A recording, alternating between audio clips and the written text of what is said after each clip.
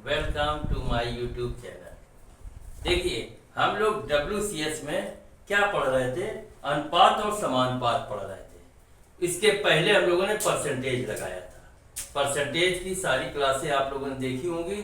और आप एक काम क्या करिए, पूरा वीडियो देखा करिए। अगर आप अधूरा छोड़ दोगे तो काफी कुछ छोड़ दोगे, तो इसलिए पूरा वीडियो जरूर देखा करिए।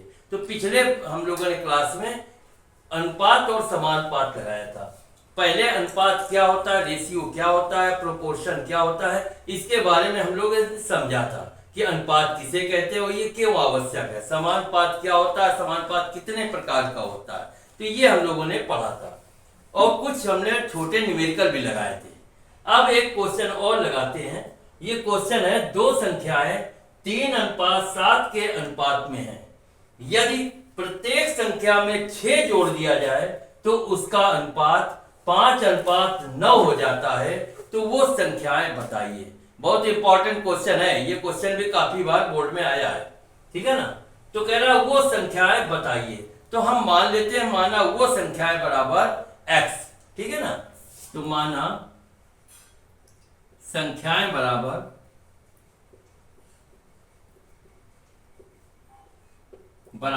x, ठीक है ना। कह रहा है वो संख्याएं बताइए। तो हमने माना वो संख्याएं बराबर x। अब क्या कह रहा है, दो संख्याएं 3:7 के अनुपात में है। दो संख्याएं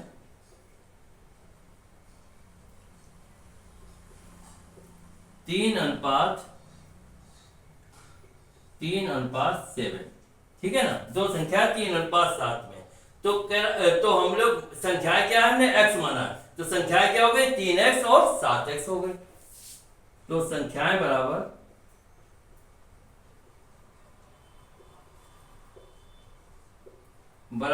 3x व 7x, ठीक है ना।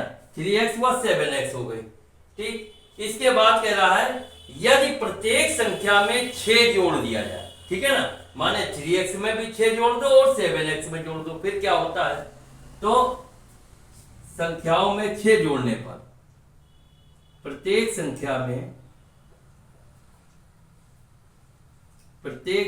में 6 जोड़ने पर,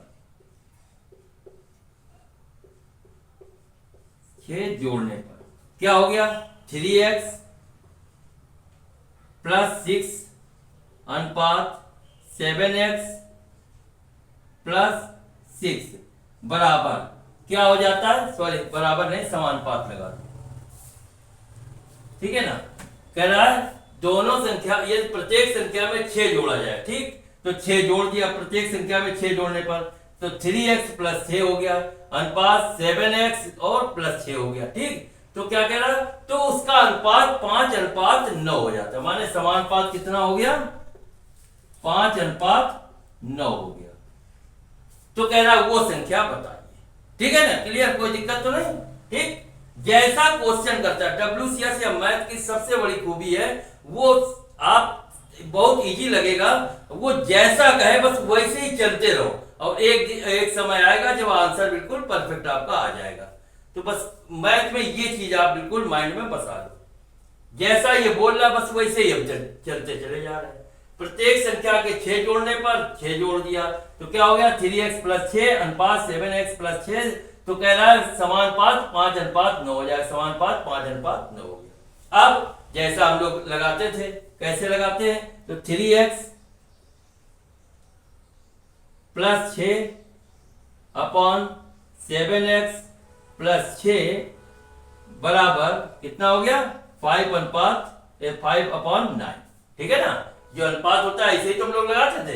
ये अनुपात बटे ये अनुपात ये है, तो ये बटे ये कर देते थे। ये अनुपात ये है, तो ये बटे ये, यही तो करते थे। तो इस तरह करते। अब ये तिर्यक गुणा हम लोग कर लेते हैं। तो क्या आ गया, 9 को मल्टीप्लाई इससे कर देंगे, 3x + 6, ये 5 से मल्टीप्लाई कर देंगे, 7x + 6, ठीक। तो अब ये किया, तो 9 3 जा 27, माने 9 3 27x प्लस 9 6 54, 54, ठीक। और बराबर ये कितना आया, 7 5 जा 35, एक्स प्लस 5 6 जा 30, ठीक, 35x प्लस 30 आ गया। अब फिर करते हैं 27x। अब इसका पक्षांतर करेंगे, इधर लाएंगे बराबर के, उधर प्लस है तो इधर आ जाएगा तो माइनस का हो जाएगा, माइनस 35x बराबर 30। अब वही पक्षांतर इसको करेंगे, ये प्लस का 54 है, उधर जाएगा तो क्या हो जाएगा, माइनस का 54 हो जाएगा, ठीक। अब ये माइनस प्लस घटा दो तो 35 में 27 गया 8 है ना, तो लेकिन क्या है चिन्ह किसका, माइनस का, माइनस बड़ा है तो माइनस 8x बराबर, ये 54 में 30 गया 24 और चिन्ह का आएगा माइनस का, माइनस 24, माइनस का भाग माइनस में दे दिया, ठीक है ना, कट गया। अब क्या आया 8x बराबर 24, तो x बराबर 24/8 बराबर आ गया 3, x बराबर आ गया 3। तो कह रहा है वो संख्या बताओ, ठीक, तो पहली संख्या की थी 3 थी, 3x थी, तो 3x बराबर वाली क्या संख्या हो गई, पहली संख्या हो गई, तो संख्या बताओ, तो 3x बराबर क्या थी 3 इंटू 3 कर देंगे, बराबर आ गया 9, ठीक। दूसरी क्या है 7 है, माने 7x बराबर 7 इंटू ये 3, फिर तो कितना हो गया 21, ठीक। तो कह रहा वो संख्या बताओ, तो वो संख्या क्या हो गई 9 व 21 हो गए, अतः संख्याएं बराबर, अतः संख्याएं 9 व 21 होंगी, 9 व 21 होगी आंसर, ठीक। कोई दिक्कत है इसमें, फिर से एक बार समझ लेते हैं क्वेश्चन। क्वेश्चन क्या है, आराम से पूरा वीडियो आराम से देखिए, एक एक चीज देखिए, बहुत क्लियर होता रहेगा, बिल्कुल इजी है मैथ और बहुत अच्छी तरीके से मैं समझाऊंगा, एक छोटे से लेके, ठीक। फिर से क्वेश्चन देखते हैं, दो संख्याएं 3:7 के अनुपात में है, ठीक। यदि प्रत्येक संख्या में 6 जोड़ दिया जाए, ओके जोड़ देंगे, तो उसका अनुपात 5:9 हो जाता है, ठीक, ये भी बात ठीक। तो कह रहा वो संख्याएं बताइए, तो हमने माना वो संख्याएं बराबर x, ठीक। फिर दो संख्याएं कौन सी है, 3:7 है, तो दो संख्याएं 3:7 कर दी, ठीक।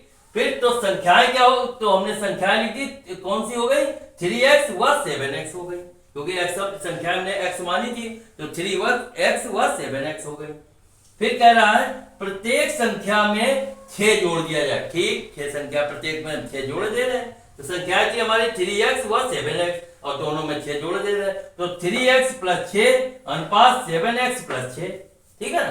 तो कह रहा है संख्याएं जोड़ दिया जाए, 6 जोड़ा जाए तो उसका अनुपात 5:9 हो जाता, तो समानुपात हो गया 5:9, ठीक है। जैसा बोल रहा वैसे ही करते चले जा रहे हैं। फिर क्या है, अब इसको हल कर लेते हैं, तो हम लोग कैसे इस तरीके से हल करते हैं अनुपात वाले, ये संख्या बटे ये, अब ये संख्या बटे ये, है ना, तो 3x + 6 अनुपात 7x + 6, तो 3x + 6 बटे 7x + 6, यही हमने पहले भी किया, छोटे सवाल जो किए थे, बराबर 5:9 है, तो 5/9 हो गया, ठीक। अब ये तिरिया गुणा कर देते हैं, इसका इससे, तो ये इसका कर दिया, 9 का 3x + 6 में मल्टीप्लाई कर दिया, इधर 5 है, 5 को निकाला और इससे 7x + 6 से मल्टीप्लाई कर दिया, तो कितना आया 9 त्रिक 27x प्लस 9 चौका 54 आ गया, बराबर फिर 5 7 जा माने 35x प्लस 5 6 जा 30, 35x + 30 आ गया। अब 27x भी है, 27x, फिर ये x 35 वाले हैं, ये बराबर के उस पर प्लस में है, तो इधर लाएंगे तो माइनस के 35x हो गए, ठीक। फिर बराबर 30 प्लस का है तो 30 हो गया, फिर अभी ये 54 प्लस के हैं, ये हमारे बराबर के उस तरफ जा रहे हैं, तो माइनस के हो गए 54, क्लियर ना। फिर अब क्या करते हैं, 27x माइनस 35x, तो कितना हो गया, माइनस का 8x हो गया, क्योंकि ये संख्या बड़ी है माइनस वाली, तो चिन्ह माइनस का लगता है, तो माइनस 8x हो गया, बराबर 54 में 30 घटाया 24, फिर चिन्ह किसका लगा, ये माइनस 54 बड़ा है 30 से, तो माइनस का चिन्ह आ गया, तो माइनस 24 हो गया। अब माइनस का भाग माइनस में दे दिया, कट गया, ठीक, तो आया 8x बराबर 24, तो x बराबर 24 अपान 8, तो 8 3 जा 24, माने x 3 हो गया। फिर कह रहा है तो वो संख्याएं बताओ, तो हमने बता दिया, एक तो 3 से x वाली संख्या थी, एक 7x, तो 3x वाली क्या थी 3, ये 3 इंटू ये 3 माने हो गया 9 हो गई। फिर 7x वाले में क्या थी 7 इंटू ये 3 माने 21 हो गया। तो वो यही पूछ रहा था संख्याएं बताओ, तो 9 व 21 हो गई। ओके, अब नेक्स्ट क्वेश्चन लगाते हैं, ठीक।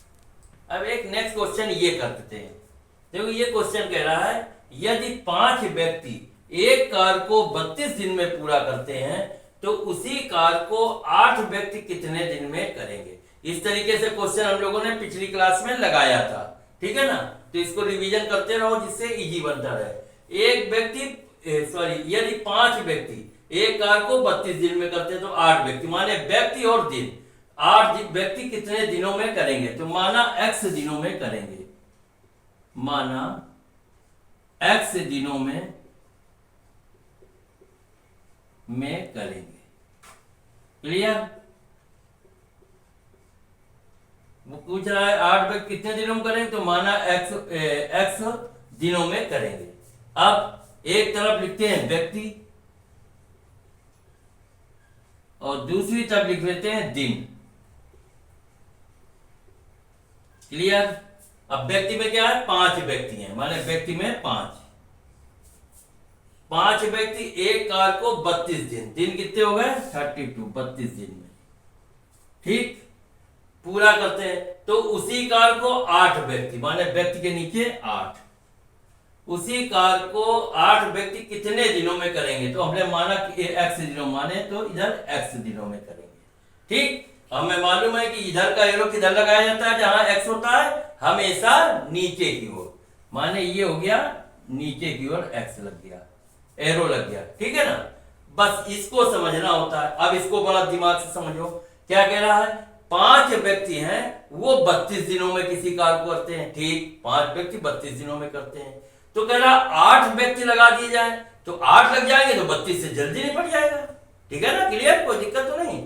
फिर से समझ लो, 5 व्यक्ति उस कार्य को 32 दिनों में करते हैं, क्लियर, तो कह रहा 8 व्यक्ति 5 की जगह 8 व्यक्ति लगा दे तो 32 से जल्दी कर दे, 25 से 26 दिन में खत्म हो जाएगा, ठीक है ना।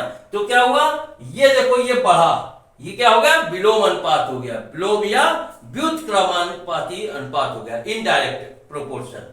क्या कह रहा है 5 व्यक्ति 8 व्यक्ति, माने ये व्यक्ति जो है बढ़ रहे हैं, ठीक, 5 व्यक्ति 32 दिन में कर रहे हैं, तो 8 व्यक्ति 32 से कम दिन में करेंगे, ये 5 से 8 हो रहे हैं बढ़ रहे हैं, और ये 32 से कम हो रहे हैं, माने क्या हो गया विलोम हो गया, ये बढ़ रहा ये घट रहा, माने विलोम हो गया। विलोम में क्या करते हैं हमेशा ऊपर का एरो लगा देते हैं, इस तरीके से वो ऊपर लग गया, ठीक है ना। अब क्या करते हैं, जो जिधर एरो लगा होता है उस संख्या को ऊपर लिख देते हैं, तो x है, x की तरफ लगा एरो तो x ऊपर हो गया, 32 नीचे हो गया, तो x अपान 32 बराबर ये क्या है, एरो किधर ऊपर 5 है, तो 5 अपान 8 हो गया, ठीक। अब ये तिर्यक गुणा कर दिया, 8 इंटू एक्स माने 8x बराबर 32 पंचे 5 10 5 15 1 16 160 हो गया। 8x बराबर 160, तो x बराबर 160 अपान 8 माने कितना हो गया 20, ठीक है ना। x बराबर 20 आ गया, तो कह रहा 8 व्यक्ति कितने दिनों में करेंगे, 8 व्यक्ति अगर लगा दी जाए, 5 व्यक्ति 32 दिन में कर रहे हैं, तो अगर संख्या व्यक्ति की बढ़ा दोगे 8 व्यक्ति लगा देंगे तो वो 20 दिन में कर देंगे, तो कितने दिन में करेंगे 20 दिन में, अतः 20 दिन में 20 दिनों में कार्य करेंगे।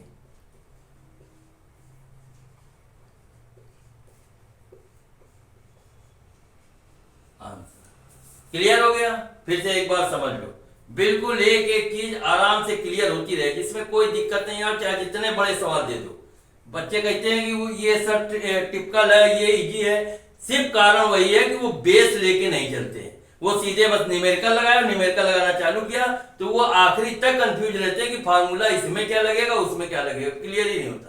अगर हम बेस और थ्योरी लेकर चलते रहे कभी कोई दिक्कत नहीं। ये कौन सा अनुपात है, हमने पढ़ा है अनुपात कि ये कौन सा पढ़ा, सरल अनुपात पढ़ा, ये अनुक्रमानुपाती है या विलोम अनुपात, विलोम समानुपात या व्युत्क्रमानुपाती है, इनडायरेक्ट है। तो ये सब चीजें हमको हर बार मालूम होगी क्योंकि हम लोगों ने बेसिक जानते हैं, ठीक है ना। फिर से एक बार क्लियर कर लेते हैं। यदि 5 व्यक्ति एक कार्य को 32 दिनों में पूरा करते हैं तो उसी कार्य को 8 व्यक्ति कितने दिनों में करेंगे। तो हमने मान लिया कि माना, चलिए इसका टॉप कर लेते, चलिए ये तो क्या हुआ, 8 व्यक्ति कितने दिनों में करेंगे, तो माना x दिनों में करेंगे। व्यक्ति क्या है और दिन लिख दिया, व्यक्ति में 5 व्यक्ति, दिन में 32, फिर व्यक्ति में 8 और माना दिन क्या है x, अर्थात x हो गया। एरो क्या है, हमेशा इधर का x वाला नीचे लगता है। इसको माना कि 5 व्यक्ति 32 दिनों में कार्य करते हैं तो 8 व्यक्ति 32 से कम दिनों में करेंगे। तो 5 से 8 माने इधर व्यक्ति बढ़ रहे हैं और दिन घट रहे हैं, तो क्या हो गया, विलोम हो गया, विलोम अनुपात हो गया। तो इसमें एरो ऊपर लग गया। अब क्या है, x/32 5/8 हो गया, ठीक। त्रिया गुणा कर दिया तो 8x बराबर 160 और x बराबर 20, अर्थात 20 दिन में कार्य को करेंगे। एक सवाल और लगाते हैं, अब एवरेज का लगाते हैं, औसत क्या होता है। अब हम लोग क्या समझते हैं, औसत क्या होता है, एवरेज किसे कहते हैं, पहले ये समझते हैं फिर इसके क्वेश्चन कुछ लगाते हैं। औसत क्या होता है, एवरेज क्या होता है, जब 2 या 2 से अधिक राशियों का योग और राशियों की संख्या का अनुपात जो है वो औसत या एवरेज कहलाता है। फिर से देखो, 2 या 2 से अधिक राशियों का योग और राशियों की संख्या का अनुपात औसत या एवरेज कहलाता है। अब एवरेज बराबर होता क्या, औसत बराबर राशियों का योग बटे राशियों की संख्या। जैसे एक क्वेश्चन हम लगाते हैं, ये देखिए हमने क्वेश्चन लिखा है। क्वेश्चन क्या कह रहा है कि ए बी सी में उनकी पूंजी क्रमशः 3600 रुपए, 4800 रुपए व 6000 रुपए है।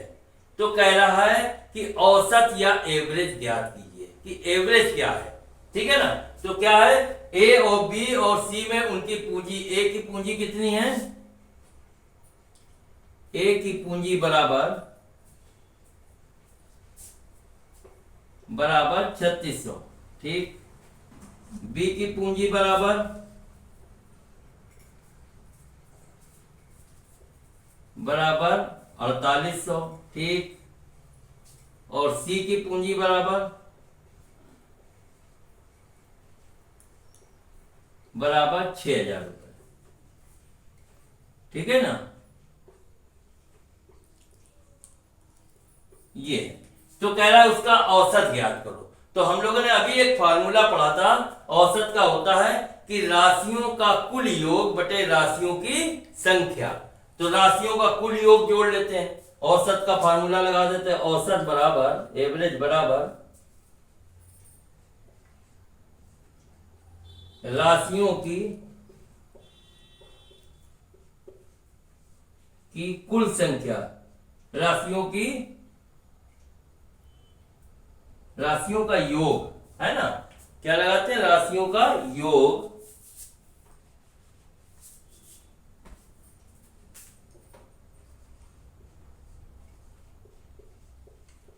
बटे राशियों की संख्या।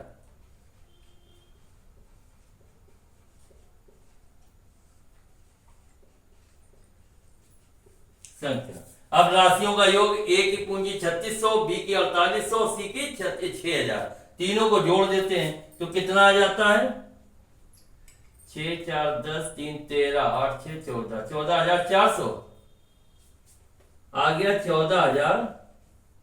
14400, ठीक है ना। 0 0 0 8 6 14 4 हासिल 1 6 4 10 3 13 14, ठीक है ना। 14400 आ गया राशियों का योग बटे राशियों की संख्या। संख्या कितनी है, संख्याएं, एक संख्या ये हो गई, दो ये, तीसरी ये, तीन संख्याएं, तो अपॉन 3 हो गया, बटे 3 हो गया। तो 14,400 बटे 3 राशियों का योग, मैंने 14,400 तीनों को जोड़ दिया तो योग आ गया, बटे राशियों की संख्या 3 थी, ए बी सी 3 है तो बटे 3 हो गया। अब 3 को डिवाइड कर देते हैं, कितना आया, 3 चौको 12, 2 तीनों 8 24, 0 0, 4800 रुपए। ठीक है ना, ये आ गया 4800 रुपए। तो पूछ क्या रहा है कि औसत बताइए, तो औसत आ गया, औसत बराबर 4800 रुपए आंसर। ठीक, तो ये औसत का एवरेज क्या ये होता है। देखिए हमने इसीलिए पहले हमने बता दिया थ्योरिकल को कि औसत होता क्या है, जब दो या दो से अधिक राशियों के योग और राशियों की संख्या अनुपात या एवरेज कहलाती है। एक क्वेश्चन लिखा ए बी सी में उनकी पूंजी इतनी इतनी इतनी है तो औसत ज्ञात करो, तो ए की पूंजी बराबर ये, बी की पूंजी बराबर ये, सी की पूंजी बराबर ये, तो एवरेज निकाला, एवरेज बराबर राशियों का योग बटे राशियों की संख्या, तो राशियों का योग तीनों संख्या जोड़ दी तो आ गया 14,400 बटे संख्या थी 3 को डिवाइड कर दिया 4800, तो एवरेज कह रहा बताओ, तो एवरेज आ गया 4800 रुपए। ठीक है ना, चलिए एक क्वेश्चन और करते हैं। ये क्वेश्चन क्या कह रहा है, तीन धातुओं का भार क्रमशः 45.302 किलोग्राम, 44.982 किलोग्राम और 45.716 किलोग्राम है, तो इसका औसत भार ज्ञात कीजिए। पहले तो इसका एवरेज निकाल लेना, एक आंसर ये देना है। फिर और क्या कह रहा है, यदि एक चौथी धातु को इसमें मिला दिया जाए और औसत 46 किलोग्राम हो जाता है, तो चौथी धातु का भार ज्ञात कीजिए। ठीक, ये क्वेश्चन हो गया। अब सबसे पहले तीन धातुओं का भार बता रहा, उसका औसत ज्ञात कर लो, तो ये तो इजी है। तो तीन धातुओं का औसत भार बराबर, तीन धातुओं का औसत भार बराबर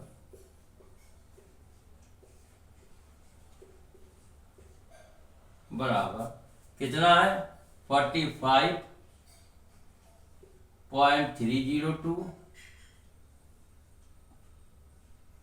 केजी, 44.982 केजी तथा 45.716 केजी। ठीक है ना, तो अब सबसे पहले एक फार्मूला निकाल लेते हैं। हमें मालूम है औसत का फार्मूला क्या होता है, राशियों का कुल योग बटे राशियों की संख्या, तो वो एवरेज निकाल लेते हैं। औसत बराबर राशियों का योग, राशियों का योग बटे राशियों की संख्या।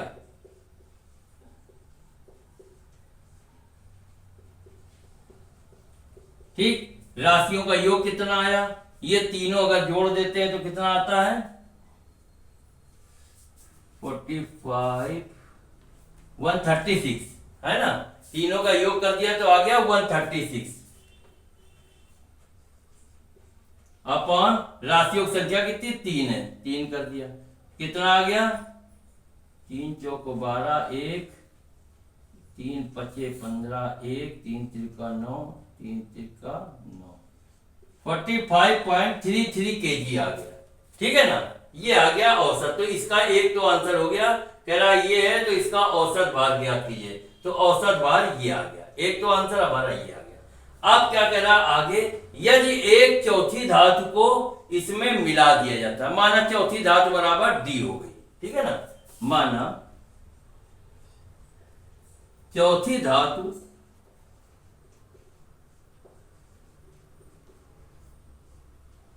डी है। ठीक है ना, तो तीन धातुओं का पहले औसत भार निकाल लेते हैं। तो तीन धातुओं का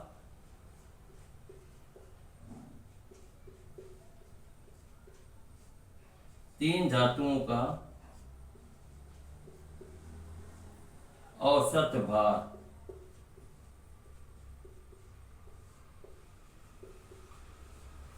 तीन धातुओं का औसत भार कितना है? 136 है। ठीक है ना।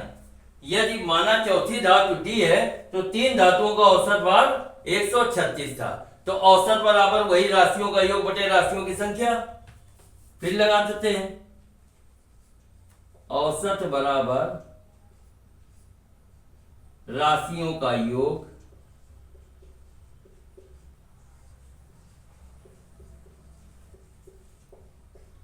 बटे राशियों की संख्या।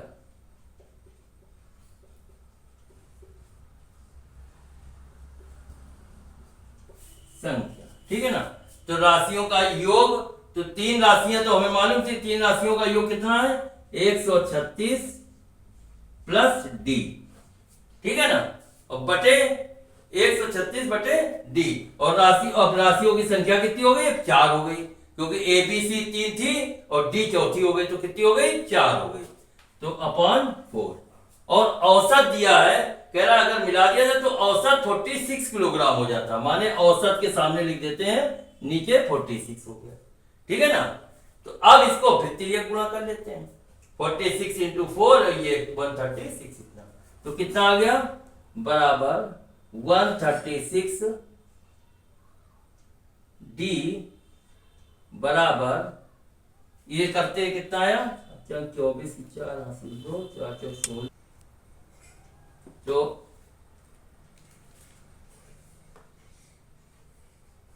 प्लस डी बराबर कितना आ गया?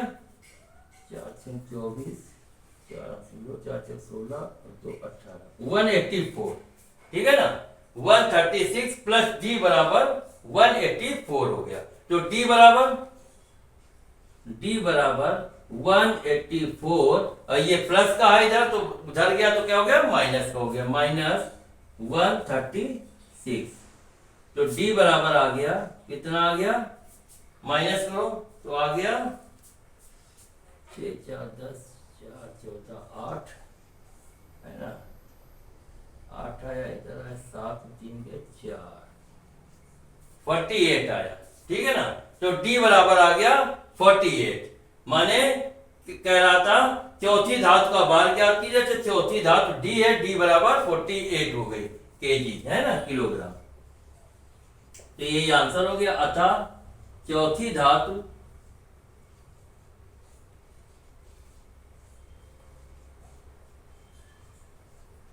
डी बराबर 48 किलोग्राम। क्लियर। देखो एक बार फिर से इसको समझ लेते हैं। ये क्वेश्चन क्या पूछ रहा था? क्वेश्चन है, फिर से देखो बिल्कुल ध्यान से, जैसा उसने कहा बस वैसे ही हमने चले हैं। कोई इसमें अपना दिमाग लगाना ही नहीं है, सबसे बढ़िया चीज है। मैथ लगाने का तरीका वही है। ये कह दे इतना जोड़ दो, तुरंत जोड़ दो, घटा दो, इधर घूम जाओ उधर घूम जाओ, जैसा कहे बस वैसे ही करते रहो, अंत में आंसर आपका पक्का आना ही आना है। ठीक है ना। उसमें कोई माइंड लगाना नहीं, सबसे इजी है WCS मैथ। क्वेश्चन फिर समझ लो क्या कह रहा है। तीन धातुओं का भार क्रमशः, और क्वेश्चन जरूर दो बार 3 बार क्वेश्चन जरूर पढ़ा करो। क्वेश्चन जब क्लियर करोगे, एक बार में नहीं समझ में आता यार क्या कह रहा है, समझ में नहीं आया, दोबारा फिर किया, फिर ओह प्रॉब्लम क्या है, जब तीसरी बार फिर लगेगा अरे यार ये तो ऐसे ऐसे कह रहा है ना, बिल्कुल इजी हो जाएगा। तो फिर से समझते हैं। तीन धातुओं का भार क्रमशः 45.302 किलोग्राम है, 45.302 किलोग्राम, 44.982 किलोग्राम तथा 45.716 किलोग्राम। ठीक। तो कह रहा है इसका औसत भार ज्ञात कीजिए। तो पहले हम लोगों ने औसत निकाल लिया। तीन धातुओं का औसत भार इतना इतना इतना है। ठीक है। तो औसत का हमें मालूम है फार्मूला कि एवरेज बराबर क्या होता है? राशियों का कुल योग बटे राशियों की कुल संख्या। राशियों का योग माने ये a प्लस बी प्लस सी, तीनों को जोड़ दिया, बटे राशियों की संख्या माने ए बी सी, तीन संख्या है, बटे 3 कर दिया। तो राशियों का योग जोड़ा तो 136 आया, बटे राशियों की संख्या 3 है, ए बी सी 3 है तो 3 हो गए। तो ये निकला 45.33 kg। ये क्या आ गया, इसका औसत भार ज्ञात कीजिए। एक आंसर हमारा ये आ गया। ठीक, अब आगे क्या कह रहा है, देखो जैसा कहता जा रहा, अब आगे कह रहा यदि एक चौथी धातु को इसमें मिला दिया जाए। क्लियर, तो हमने भी मिला दिया, माना चौथी धातु डी है, ठीक है ना, चौथी धातु मिला दिया जाए तो चौथी धातु डी है। तो तीन धातुओं का औसत भार हमारा पहले मालूम है, कितना हमने निकाला था, 136, है ना, 136 ये आया था, है ना, तीन धातुओं का औसत भार आया था 136, ठीक है ना। तो सॉरी, तीन धातुओं का योग आया था 136, ठीक है ना। तो फिर एवरेज कह रहा है, फिर निकालो, तो एवरेज बराबर राशियों का योग बटे राशियों की संख्या। अब हमें चार राशियां हो गई, तो चारों को जोड़ दिया, तो 136 तीन राशियों का योग था, प्लस चौथी राशि हमारी डी आ गई, तो प्लस डी हो गया, बटे अब संख्या कितनी हो गई, राशियों की संख्या हो गई 4, तो बटे 4 कर दिया। क्लियर, और औसत कह रहा है मिला दिया जाए तो औसत 46 किलोग्राम हो जाता, तो औसत के नीचे 46 किलोग्राम हो गया, ठीक है ना। तो आ गया। अब हम लोगों ने क्या किया, अब इसको हमने त्रिया गुणा कर दिया, फिर तो क्या हुआ 136 प्लस डी, 136 प्लस डी कर दिया, बराबर ये 46 इंटू 4 हो गया, तो हो गया 184 हो गया, ठीक है ना। तो आया 136 प्लस डी बराबर 184, तो डी बराबर 184, ये 136 उधर चले गए प्लस के, तो माइनस के हो गए, माइनस 136, तो डी बराबर आ गया 48। बस यही पूछ रहा था कि चौथी धातु का भार ज्ञात करो, तो चौथी धातु बराबर डी बराबर हो गया 48 किलोग्राम, ठीक है ना। तो आज इतने ही क्वेश्चन हो गए, हर तरीके के क्वेश्चन लग गए। आप लोग पूरा वीडियो जरूर देखा करो और एक एक चीजें बिल्कुल स्टेप बाय स्टेप चलो, बिल्कुल इजी है, कोई दिक्कत नहीं आएगी। ऐसे ही आराम से पढ़ते चलो, WCS में कोई आपको फेल नहीं कर सकता। चैलेंज के साथ, फुल कॉन्फिडेंस के साथ आप मैथ लगाओ, है ना, एक एक स्टेप देखते रहो, कोई दिक्कत नहीं, ठीक है ना। ठीक, ओके, ठीक। अगर फिर भी कोई दिक्कत हो तो आप इस पे अपना कमेंट्स वगैरह कर सकते हैं, ठीक है ना। और कोई मैसेज देना हो, मैसेज दे सकते हो कि सर हमको ये क्वेश्चन में दिक्कत है या कोई प्रॉब्लम है, तो आप जरूर हमसे, बल्कि आप फोन भी कर सकते हैं, आप हमसे वार्ता करिए, फोन भी कर सकते हैं कि क्या प्रॉब्लम, तो हम उसको नेक्स्ट वीडियो में आपको पूरी चीजें क्लियर कर देंगे। बाय बच्चों, ठीक है।